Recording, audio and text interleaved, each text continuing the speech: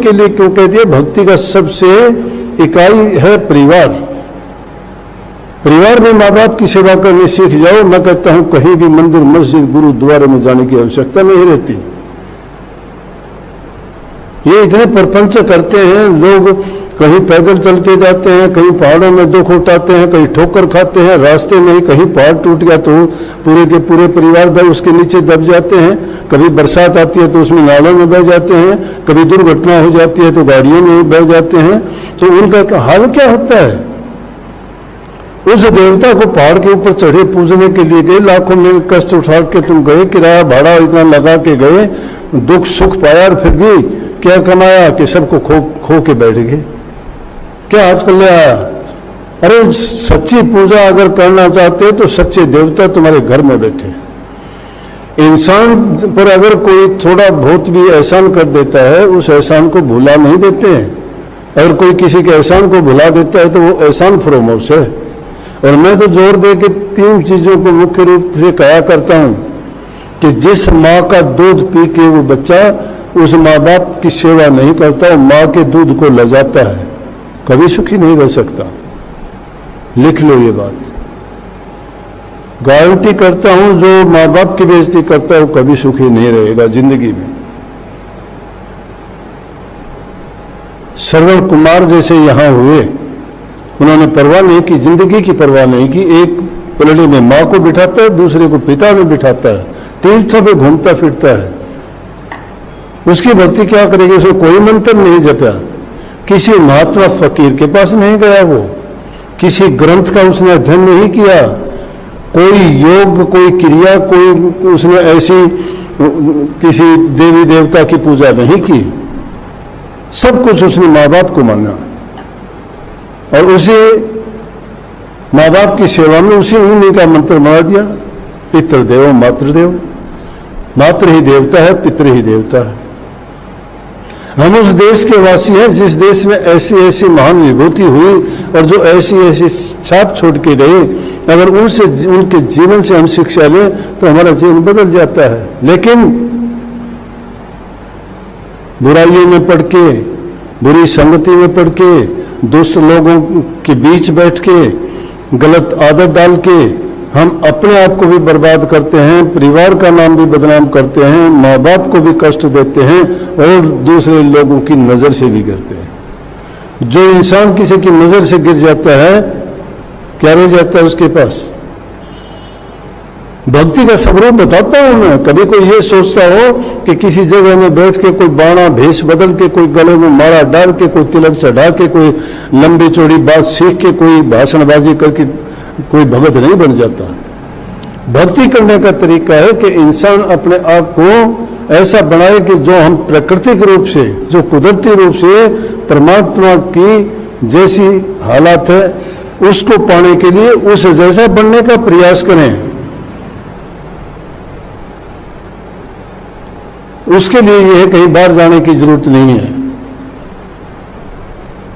और सच्चे में भगत तो भोले होते हैं, लेकिन लाज उनकी प्रभु रखता है। जिसकी तुम शरण ले लेते हो वो आपकी लाज रखेगा। अगर आपसे कोई गलत काम भी होगा तो भी आपको बचा लेगा, क्योंकि आपने जानबूझ के नहीं किया, गलती से हुआ है।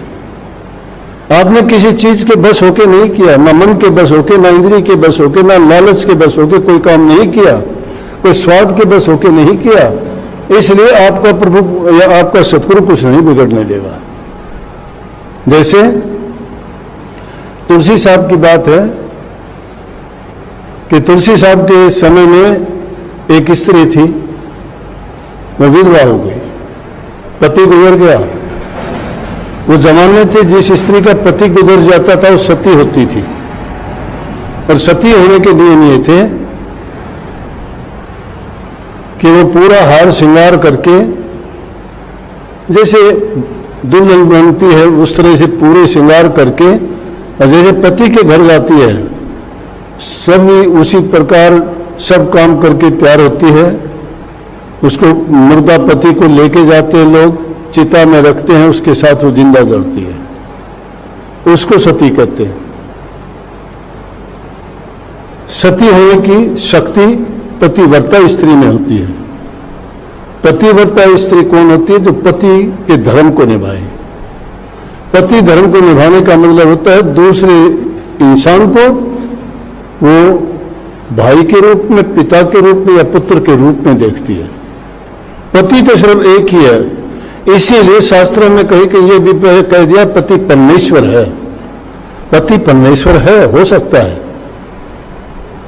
उसके लिए पति परमेश्वर क्यों है? कि जो स्त्री परमेश्वर की तरह अपने पति की पूजा करती है उसके लिए पति परमेश्वर है, और उसी के लिए वो न्यौछावर है। उसके लिए वो कुछ भी करे, उसको दुख दर्द पीड़ा कुछ भी नहीं है, क्योंकि वो उसकी हो चुकी। और जो जिसकी हो चुका है वो उसको चाहे किसी तरह से भी प्रयोग करे। उसका जीना मरना, सांस लेना, खाना पीना, दुख कष्ट, उसकी खुशी हंसी सब उसी में निहित होती है। इसी तरह से जब उसका पति गुजर गया, लोग उसको लेके चले, पीछे पीछे वो अपने हार श्रृंगार करके मस्ती में उनके पीछे पीछे जाती है। कोई सिकुड़न नहीं उसके चेहरे पे, कोई दुख दर्द नहीं है, क्योंकि उसके दिमाग में एक ही चीज है, पति चला, मैं भी साथ चली हूं। पतिव्रत धर्म का पालन करके तो सावित्री ने सत्यवान को, अपने पति को यम के हाथ से वापिस ले आई। आज तक के प्रकृति में, कुदरत की में कहीं भी ऐसा काम नहीं हुआ कि कोई यमराज जिसको लेके गया और वो जीव वापिस आया। लेकिन मतलब पतिव्रत धर्म की ताकत थी। इसलिए तीन चीजों को, इनको जो मुख्य रूप से कहा गया ना, दो की तुलना बताई संतों ने कि जिस प्रकार से स्त्री पति की पूजा करती है, पतिव्रत के धर्म को निभाती है, इसी प्रकार से सेवक का भी गुरु के प्रति ऐसा ही धर्म होना चाहिए। वो सेवक परमार्थ बात, जब लग गुरु से लगन नहीं ऐसी, तब लग हिस्सी जानो जात। अगर ऐसी लगन जिसकी गुरु के साथ नहीं है तो ऐसा ही है, बस डावाडोल काम है। शब्द है स्वामी जी महाराज का सार वचन में आया था, आपको याद आए तो, प्रेमी सुनो प्रेम की बात, सेवा करो प्रेम से गुरु की, और दर्शन पर बल बल जात। बचन प्यारे गुरु के ऐसे, जिस माता सुत तोतरी बात, सोवत जागत उठत बैठत खेलत बिसर नहीं जात। ऐसी लगन गुरु समझा कि सो गुरुमुख पर भारत बात। जब लग ऐसी लगन नहीं है तब लग हिरसी जानो जात। मनमुख पर किसी का नाही, कहो क्यों कर परमार्थ बात। जो मनमुखता के काम करता है वो ऐसे ही फिरता है, बताओ उसको कैसे परमार्थ कमा पाएगा, कैसे भक्ति के रास्ते पर सफल होगा। चलो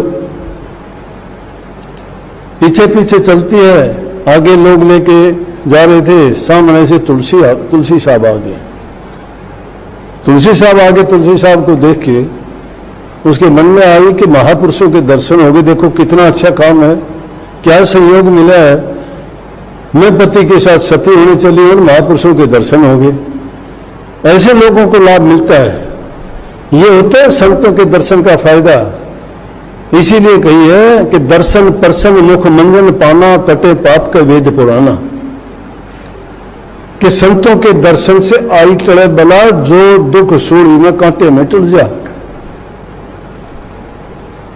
संतों का दर्शन जिसको मिल जाता है, लेकिन भाव होता है वो जानने वाले के लिए, सोचने वाले के लिए, जिसको तलब है। लेकिन जिसकी दृष्टि नहीं, कुदृष्टि है हर चीज पर, अच्छी चीज में भी बुराई ढूंढता है, वो परमार्थ क्या, वो तो मैं कहता हूं स्वार्थ से भी बहुत घटिया काम करता है। कभी भी किसी चीज में बुराई नहीं, बुराई में भी अच्छाई खोजने का प्रयास करो। जो होता है वो है, तुम उसको ना बदल पाओगे, ना उसका बिगाड़ पाओगे, ना कुछ कर पाओगे, लेकिन अपना आपा जरूर बिगाड़ लोगे उससे।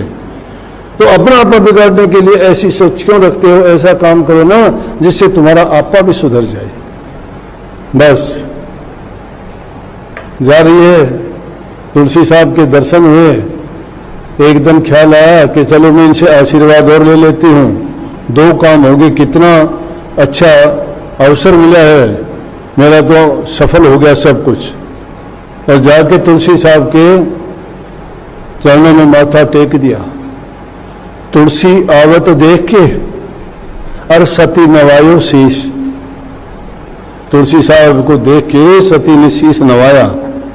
तुलसी साहब बोले चुड़ला तेरा अमर रहे जीवो कोट बरीस। संतों का काम तो आशीर्वाद देना होता है, भोलेपन में बोल दिया कि जा बेटी करोड़ बरस तक तेरा चूड़ा अमर रहे और तेरा पति जी है। सिर हिलाया उसने। ये नहीं कही कि कैसा संत या कैसा गुरु है या कैसा महात्मा है, इसको ये नहीं पता कि मेरा पति गुजर गया। मैं उसके कितनी अच्छी बात कही।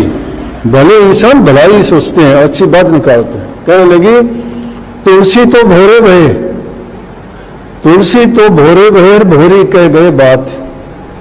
कि भोले है ये इनको पता नहीं है बेचारों को, भोली बात कह दी इन्होंने। तुलसी तो भोरे भये भोरी कह गए बात, धूम धड़ाके में चली जड़ू मड़े के साथ। कि मैं तो धूम धड़ाके के साथ जा रही हूं और जो मेरा पति गुजर गया उसके साथ जाऊंगी। तुलसी साहब ने देखा, ख्याल आया, अरे मूर्ख क्या कह दिया तूने, कितना क्या आशीर्वाद दिया। इसका तो पति गुजर गया, सती होने जा रही है। ख्याल आ गया, अपनी गलती को देखता है। कहने लगा भाई एक बार मुर्दे को लेके आना। उसके पति को बुला लिया, उन्होंने उतार दिया। लोगों ने सोचा महात्मा है, महापुरुष हैं, चलो इनको भी जाते वक्त आखिरी वक्त में दर्शन हो जाएंगे, इनको भी आशीर्वाद मिल जाएगा, सदगति होगी इनकी भी। इसने तो स्त्री ने तो आशीर्वाद ले लिया और इनको भी इन पर दृष्टि पड़ेगी और इनको भी आशीर्वाद दे देंगे। अच्छा इनका काम अच्छी तरह से संपन्न होगा और ये तो बहुत अच्छा हुआ।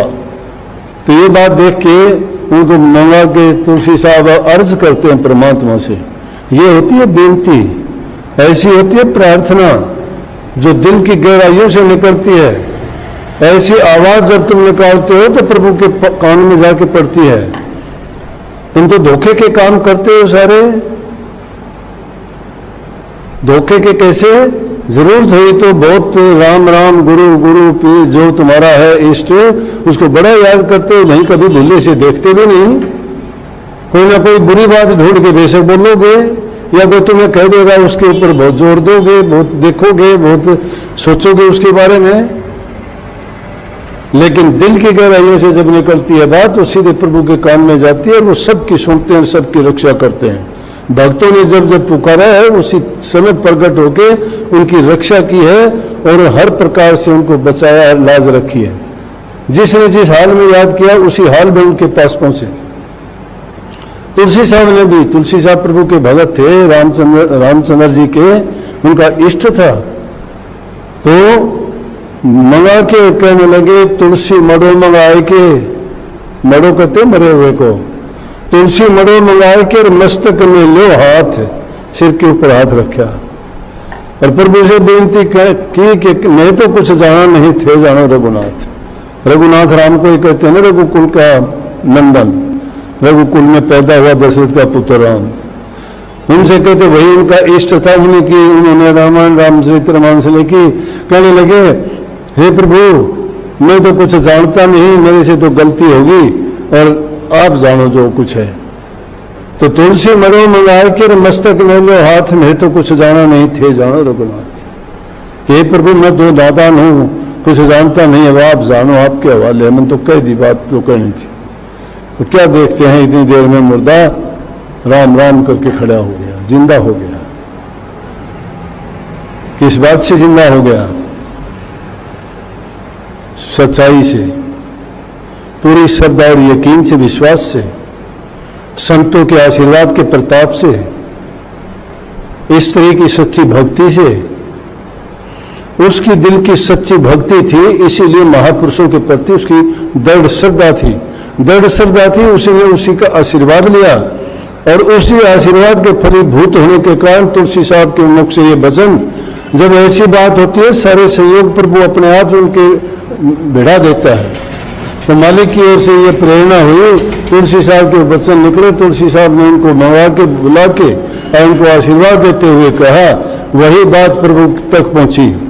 कितने लोगों की श्रद्धा उसमें जुड़ी हुई थी, प्रभु के कानों में गई तो प्रभु ने उसको फिर से जिंदा कर दिया।